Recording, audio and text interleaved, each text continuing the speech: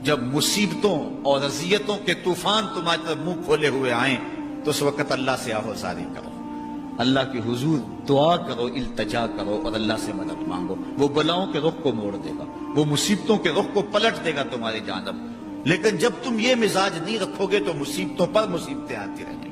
حضرت موسیٰ علیہ السلام کے پیٹ میں درد کا احساس ہوتا ہے تو کوہ طور پہ چلے گئے، کیسے جلیل القدر نبی تھے، اللہ سے ڈائریکٹ رابطے تھے، اور جا کے کہا مالک میرے پیٹ میں درد ہو رہا ہے۔ اللہ اکبر۔ گھر کے نجی معاملے بھی رب سے ڈسکس کرتے تھے، اور کوئی جو ہے وہ ایسی چیز ہوتی وہ بھی رب سے ہی عرض کرتے تھے۔ کہا میرے مالک میرے پیٹ میں درد کا احساس ہو رہا ہے، دوائی کی پوری لینی ہے تو وہ بھی جا کے کوہ طور سے رب سے ہی لیتے تھے۔ تو اللہ تعالیٰ فرمایا فلان جنگل میں چلے جاؤ، وہاں اس شکل کے پتوں کی ایک بوٹی ہے، اس کو توڑو نچوڑو، اس کا پانی پیو، تمہیں شفا مل جائے گی۔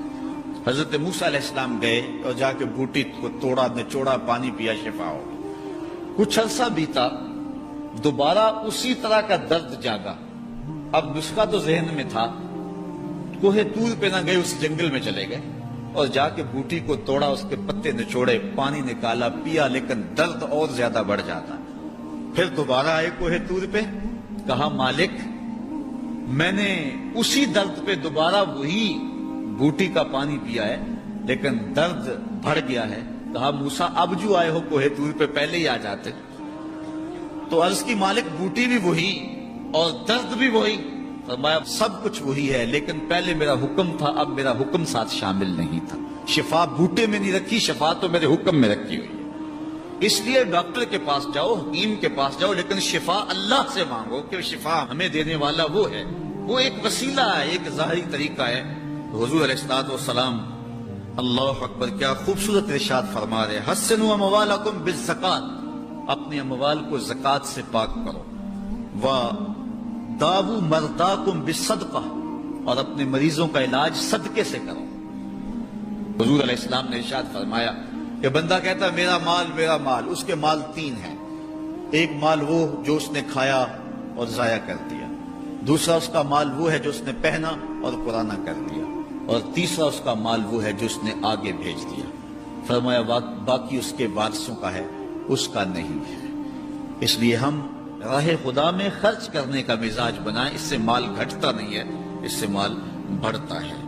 بلکہ جب راہ خدا کے اندر ہم خرچ کرتے ہیں تو ہمارا جو دوسرا مال ہے وہ بھی پاک ہو جاتا ہے۔ اللہ کے محبوب کا ایک فرمان سنیے جس کو حضرت حسن بصری رضی اللہ تعالیٰ عنہ بیان کرتے ہیں، حسنوا اموالکم بالزکات وداووا مرضاکم بالصدقہ واستقبلوا امواج البلاء بالدعاء والتضرع۔ فرمایا کہ اپنے مال کو، اپنے اموال کو زکات سے پاک کرو اور اپنے مریضوں کا علاج صدقے سے کرو، اور جب مصیبتیں اور بلائیں تمہارا رخ کریں تو پھر دعا سے اور اللہ کے حضور زاری سے اللہ کی مدد چاہو۔ آج ہم صدقے کا مزاج بہت کم کر چکے ہیں۔ کسی زمانے میں ایسا ہوتا تھا کہ جب کوئی بیمار ہوتا تھا تو سب سے پہلا کام لوگ یہ کرتے تھے کہ صدقہ دیا کرتے تھے، ڈاکٹر کے پاس پھر جایا کرتے تھے، حکیم کے پاس پھر جایا کرتے تھے، سب سے پہلے اس کی جان کا صدقہ دیا کرتے تھے۔ صدقہ قضا کو بدل دیتا ہے، تقدیر کو بدل دیتا ہے۔ صدقہ سے اپنے مریضوں کا علاج کرو۔